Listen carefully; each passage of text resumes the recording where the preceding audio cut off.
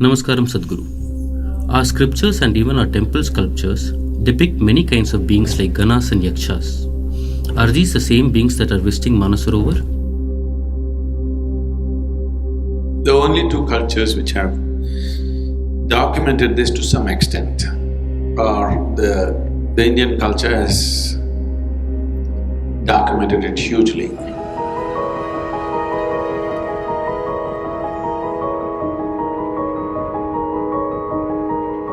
And the Greek culture has done it to some extent. About the nature, when we say beings from another realm, these are only two cultures which are describing definite forms. So here we have Yakshas, Gandharvas, Ganas, Kinnaras, Apsaras, Kritikas, and there's so many like this. I think we have well-recognized beings from other realms, at least over 11, 12 varieties of them.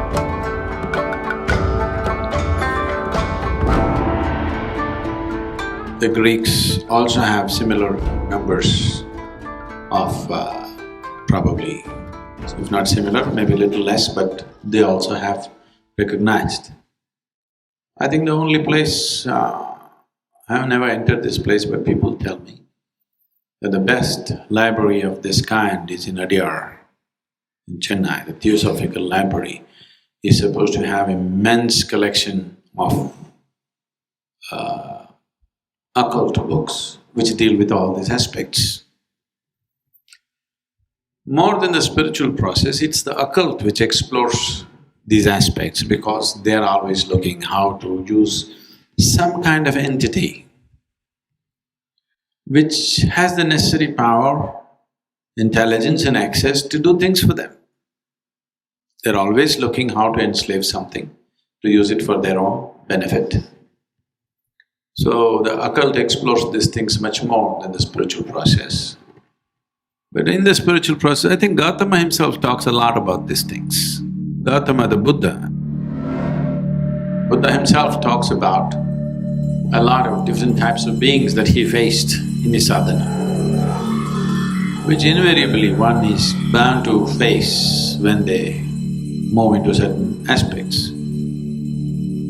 Particularly when we were in another place, lots of things have happened,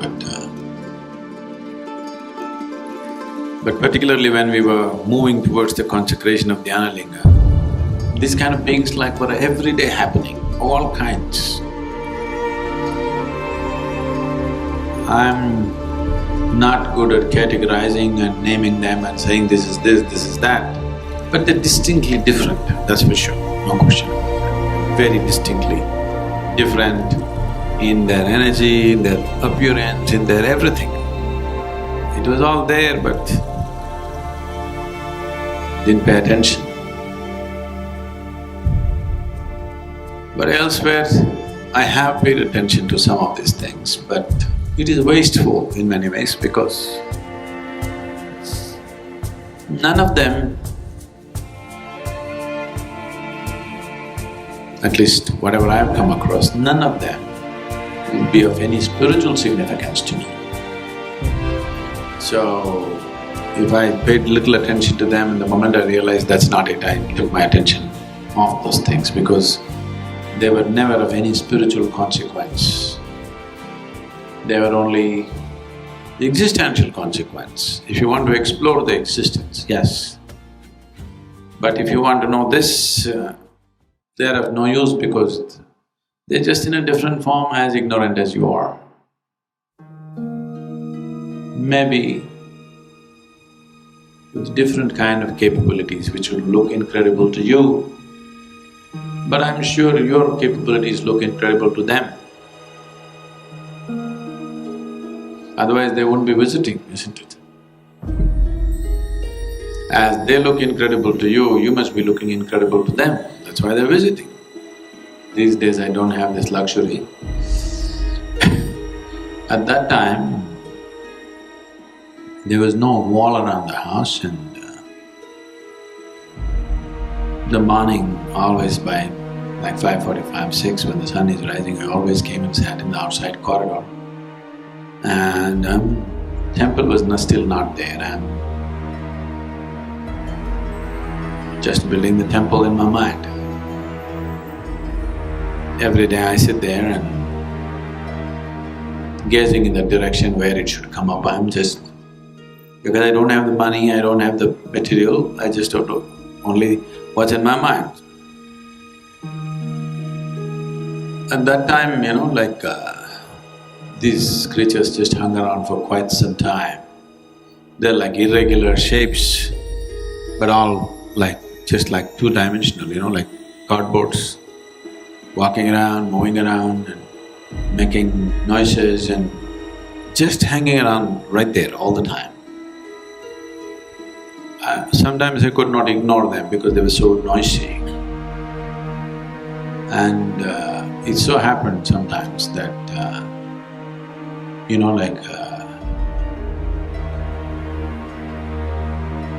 other people in the house heard the voices and noises that I was talking to somebody, and they would come out and see that I was not talking to anybody.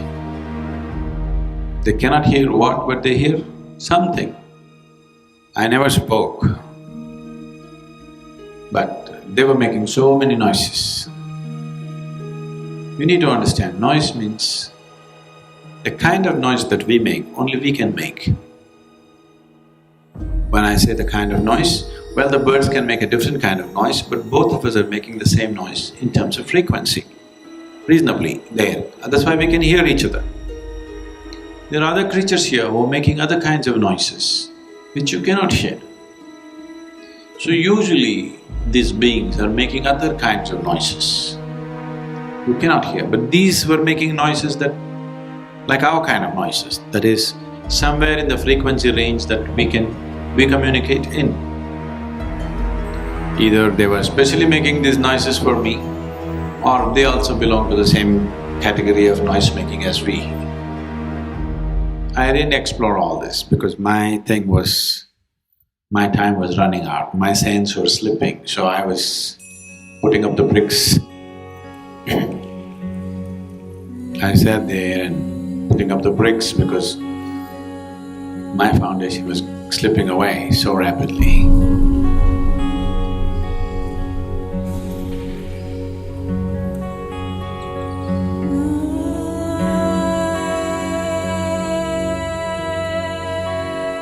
So, if their sound making is of the same frequency as ours, it is also possible that their thought making could be reasonably about the same frequency as ours. Their body could be reasonably of the same kind of material, maybe not exactly, but same kind, otherwise your eyes wouldn't so easily capture it. Well, you could see it if you're in a certain way, other things also, but not that simply like anything else that we see on a day-to-day basis. So, are these yakshas, gandharvas, ganas? I don't think so, because they don't fit into any of the descriptions that the traditions talk about. They describe gandharvas as the most beautiful human forms, yakshas as slightly of a different kind but still reasonably human form. Ganas totally distorted means unlike human forms. So most of the temples that you see are ganas. Why they're putting up ganas is because ganas have played an important role in the shaping of human consciousness, because Shiva himself is a gana.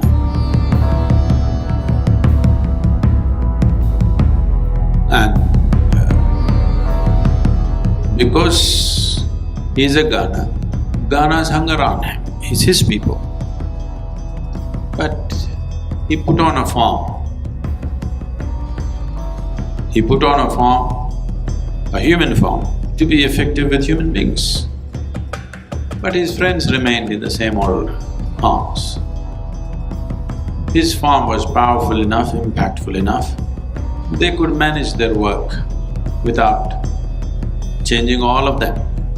So Gana forms are all over the place.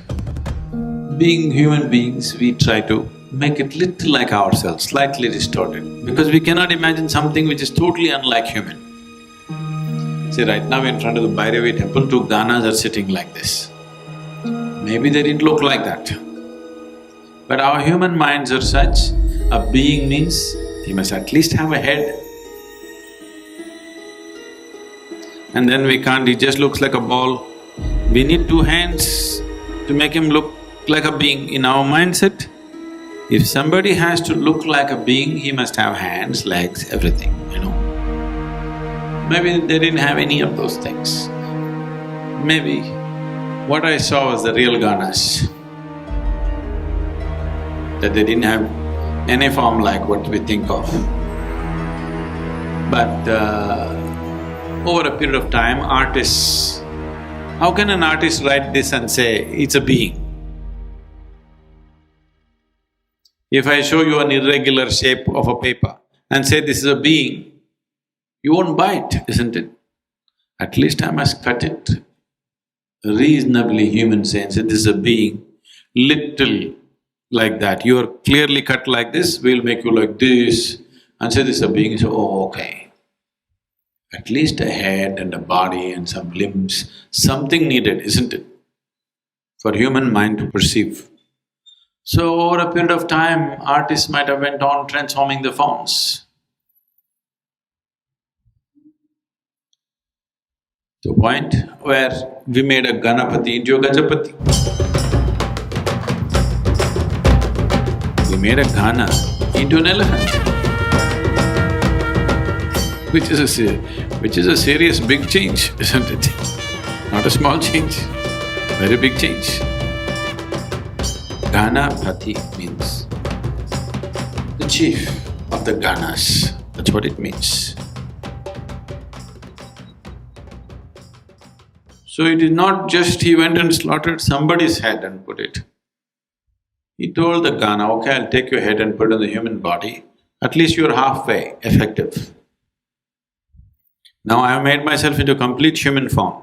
If I put a human body for you, only the head we are not able to create, you will be quite effective and he's effective, isn't it? We accepted him because he has a human body and a Gana's head. If he sat whole Gana, we kept him outside, we didn't worship him. We kept the Ganas outside the temple, but we took Ganapati into the temple. Why? Because he looks like us. So he might have thought through all these things and done it. Maybe at least he needed one assistant who looked reasonably human. Isn't it so? Maybe they just came just like how we saw them in the Manasura Wars, just like that in bunches. Simply a certain kind. They knew in that form they cannot operate. So maybe they used the local earth to create themselves and they couldn't shape themselves properly. It went like this, like that. Even among human beings, everybody didn't come with the same shape, isn't it? So like that, they went in many shapes and they thought it's okay. As long as one man is looking acceptable, they thought it's okay.